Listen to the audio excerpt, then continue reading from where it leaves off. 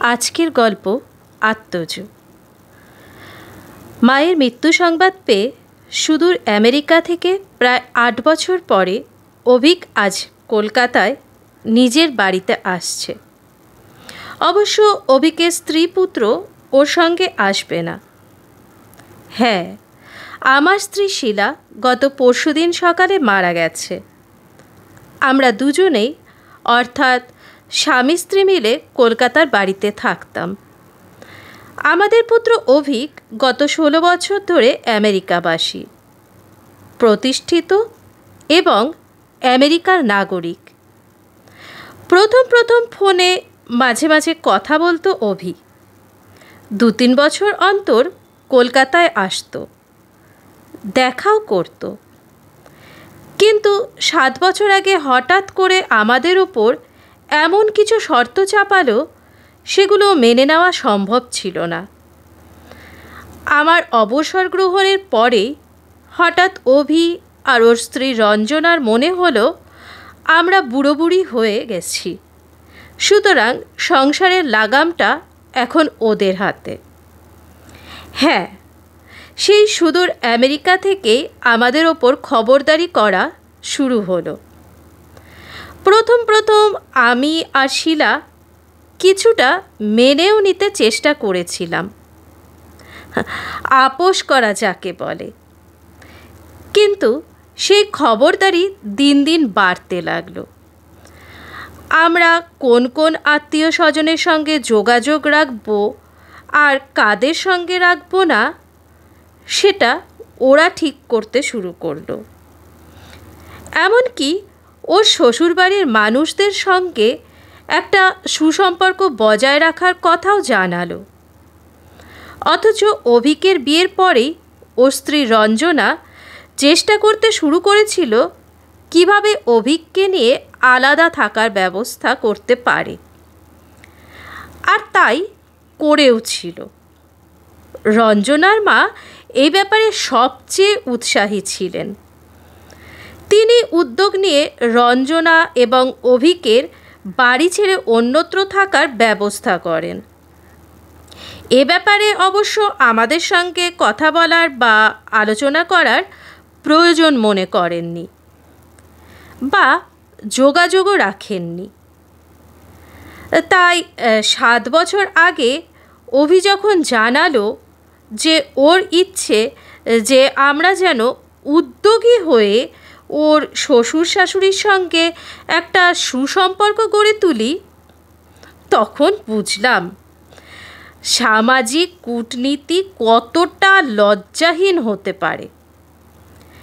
ছেলের সঙ্গে আমাদের একটা ক্ষীণ যোগাযোগ থাকলেও অভির স্ত্রী কোনো এক অজানা কারণে আমাদের থেকে দূরত্ব বজায় রাখত। তারপর এক সময়ে মানসিক দূরত্বটাও অনেকটা বেড়ে গেল।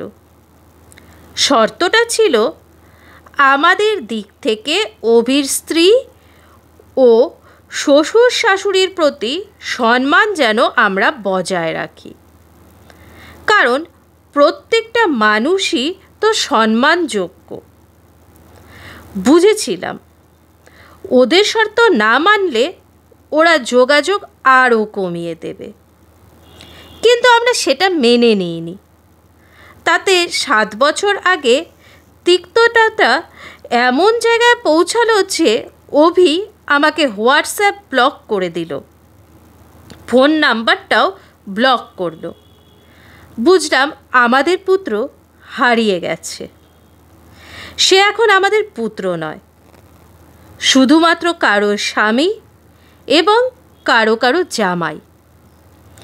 প্রায় ৫ বছর আগে শীলার প্যাঙ্কিয়াসে ক্যান্সার ধরা পড়ল। সুতরাং ছোটাছুটি, চিকিৎসা, হাসপাতাল সব করতে শুরু করলাম।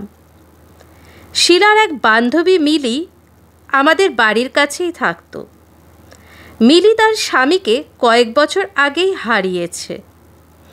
তার একমাত্র পুত্রও বিদেশবাসী এবং মিলির সঙ্গেও একই রকমভাবে তার ছেলের যোগাযোগ অতি ক্ষীণ। মিলি এসে এই বিপদের দিনে আমাদের পাশে দাঁড়ালো। আমি যখন শিলাকে নিয়ে হাসপাতালে যেতাম, মিলিও সঙ্গে যেত। অপারেশনের সময় শিলা যখন হাসপাতালে আমার জন্য রান্না বান্না করে নিয়ে আসতো, বিকেলের দিকে এসে বাড়িঘর একটু গুছিয়ে দিত। শিলাকে মিলির কথা বলতো, মিলি শুধু আমার বন্ধু নয়, ও একজন সত্যিকারের ভালো মানুষ। বুঝতাম দুজনে দুজনকে বেশ ভালো বোঝে। মিলির স্বামীর মৃত্যুর পরে শিলাও ওর পাশে গিয়ে দাঁড়িয়েছিল, ওকে সান্ত্বনা দিত, যখন যা দরকার সাহায্য করত। আর সেই বন্ধুত্বের কারণেই মিলিও আজ শিলার বিপদের দিনে পাশে এসে দাঁড়িয়েছে। শিলার ক্যান্সার ধরা পড়ার পরে কয়েকদিনের মধ্যেই অপারেশন হয়েছিল। ছেলে তো আমাকে ব্লক করে রেখেছে, তবুও মনে হলো ওকে অন্তত ব্যাপারটা জানানো উচিত, নতুবা পরে আমাকেই দোষারোপ করবে। তাই যে একমাত্র উপায় বাকি ছিল, অর্থাৎ মেইল করে ওর মায়ের ক্যান্সার হওয়া, অপারেশন হওয়া সব জানালাম। উত্তরে মেইল এলো, sorry to note the news, wish her speedy recovery, she is in my prayer. 2-4 দিন পরে অভিক ওই মেলের মাধ্যমেই জানতে চাইল চিকিৎসার জন্য কিছু টাকা পয়সা প্রয়োজন কিনা। নম্রভাবে সেটা প্রত্যাখ্যান করেছিলাম। তাতে অবশ্য আমার ছেলের আত্মসম্মানে ভীষণ আঘাত লাগলো। তারপরে আর কোনো জানতে চাইল না মা কেমন আছে। গত 5 বছর ধরে চিকিৎসা চলছে। শিলা কখনো একটু ভালো থেকেছে, কখনো শরীর বেশি খারাপ হয়েছে। কেমোথেরাপি, রেডিওথেরাপি যখন চলতো তখন ভীষণ দুর্বল হয়ে যেত, বিছানা থেকে ওঠার ক্ষমতাও থাকতো না। তখন মিলি এসে আমাকে সাহায্য করত। যদিও আমি, শিলা বা মিলি, আমরা 3 জনেই তখন 65-70 বছরের কোঠায়। তবু এটাও ঠিক, মিলি পাশে এসে না দাঁড়ালে হয়তো আমি একা সামলে উঠতে পারতাম না। আর অবশেষে গত পরশুদিন তো শিলার জীবনের খেলা শেষ বাঁশি বেজে গেল। জীবদ্দশায় সম্মান পাক বা না পাক, কারো মৃত্যু হলে আমাদের সমাজে সহানুভূতির বন্যা বয়ে যায়। তখন সবার মনে হয় মানুষটা বড় ভালো ছিল। তখন শ্রাদ্ধ, নিয়মভঙ্গ নামের মৃত্যু উৎসব পালিত হয়। অবশ্য আমি আর আমার স্ত্রী দুজনেই মরণোত্তর চক্ষুদান ও দেহদানের অঙ্গীকার করেছিলাম। তাই মৃত্যুর পর চোখের কর্নিয়া দুটি এবং অবশেষে ওর মৃতদেহটি একটি মেডিকেল কলেজের অ্যানাটমি বিভাগে দিয়ে এসেছিলাম। অভিক এসে পৌঁছল। এসে প্রথমেই জানতে চাইল চিকিৎসা ঠিকমতো হয়েছিল কি না, অথবা চিকিৎসায় কোনো গাফিলতি হয়েছিল কি না। এই প্রশ্নের কৈফিয়ত দেবার প্রয়োজন মনে করিনি, তাই উত্তর দিইনি। তারপর জিজ্ঞাসা করল, পরলৌকিক ক্রিয়কর্ম কিভাবে হবে? বলেছিলাম, তোর মা যখন ইহলোকে বর্তমান ছিল তখন আমার যেটুকু সাধ্য আমি পালন করেছি। পরলৌকিক ক্রিয়াকর্মের নাটক করা প্রয়োজন দেখি না, কারণ পরলোকের অস্তিত্ব আমি স্বীকার করি না, তোর মাও স্বীকার করতো না। অভিক বলল, আমি শ্রাদ্ধ করব। বললাম, সেটা তোর অভিরুচি, কিন্তু সেখানে আমার কোনো যোগদান থাকবে না। তাহলে আমি ইউএসএ ফিরে গিয়েই করব। হ্যাঁ, সেটাই বরং ভালো হবে। তবে আমার দিক থেকে নিয়মভঙ্গ নয়। তোর মায়ের জন্য আমি একটা স্মরণসভার আয়োজন করব। তবে সেটাও লোক দেখানো নয়। যেসব আত্মীয় বা বন্ধুবান্ধব সত্যি আমাদের পাশে ছিল, মানসিকভাবে সমর্থন দিয়েছিল, শুধু তাদেরই ডাকব। অভিক বলল, তুমি বড্ড একগুঁয়ে। বললাম, আত্মসম্মান বোধকে একগুঁয়েমি বলে না। রাত্রে খাবার সময় মিলি আমাদের খাবার বেড়ে দিল। তারপর পাশে দাঁড়িয়ে রইল। অভি খেতে খেতে আমাকে বলল, তুমি কিন্তু একেবারে একা হয়ে গেলে। তাকালাম অভির দিকে। শিলার মুখটা ভেসে এলো চোখের সামনে। শেষ শয্যায় শুয়ে শিলা যে কথাগুলো বলেছিল সেগুলোই ফিরে এলো স্মৃতিতে।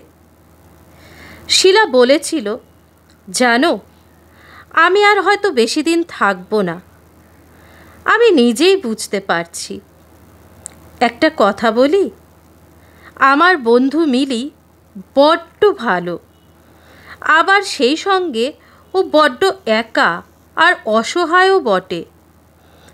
তুমি যখন একা হয়ে যাবে তখন মিলিকে পাশে রেখো। তোমরা দুজনের একাকিত্বের সামলাতে পারবে। এই জীবনের শেষ সীমায় এসে একা একা বেঁচে থাকা বড় কঠিন। তাই তুমি আর মিলি পরস্পরের অবলম্বন হয়ে থেকো। সমাজ, আত্মীয় বা পাড়াপড়শিরা কি বলল সেই নিয়ে মাথা ঘামিও না। আমার এই কথাটা যদি তোমরা দুজনেই মেনে নাও, তাহলে আমিও শান্তিতে মরতে পারবো। বলেছিলাম, এসব কথা এখন থাক শিলা। শিলার রোগাক্রান্ত মলিন মুখে একটু হাসি ফুটে উঠেছিল। বলেছিল, ভয় নেই, আমি ভূত হয়ে তোমাদের ভয় দেখাতে আসবো না। আমিও এসে বলেছিলাম, ভূতের স্ত্রীলিঙ্গে হয় পেতনি।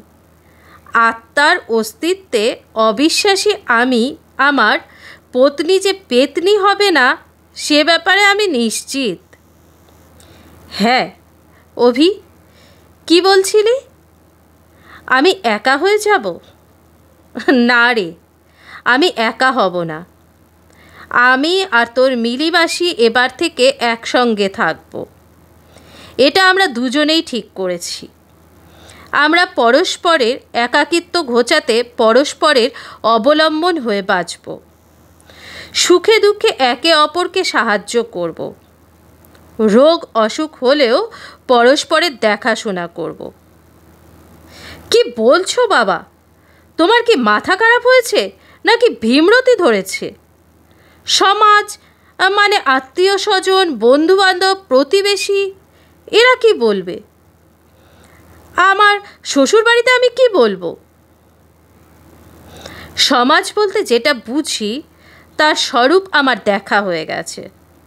বিশেষ করে আমার নিজের আত্মজের আত্মিক সম্পর্কও আমি গভীরভাবে বুঝেছি। তাই এই সামাজিক সমালোচনাকে আমি অবজ্ঞা করতে শিখে গেছি। তোরা তোদের মতো থাক, আমার ব্যাপারে আর মাথা ঘামাস না। আমরা আমাদের মতো করে জীবনযাপন করব, আর সেটা আমাদের বাঁচার অধিকারে, জীবনযাপনের অধিকারে। আজকের গল্পের নাম আত্মযুগ।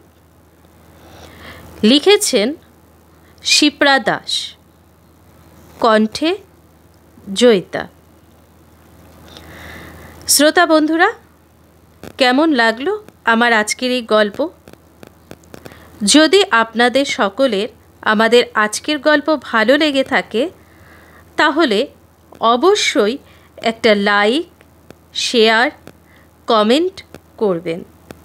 আর যারা এখনও পর্যন্ত সাবস্ক্রাইব করেননি তারা নতুন নতুন নোটিফিকেশান পেতে অবশ্যই বেল বাটনে প্রেস করে সাবস্ক্রাইব করে নেবেন।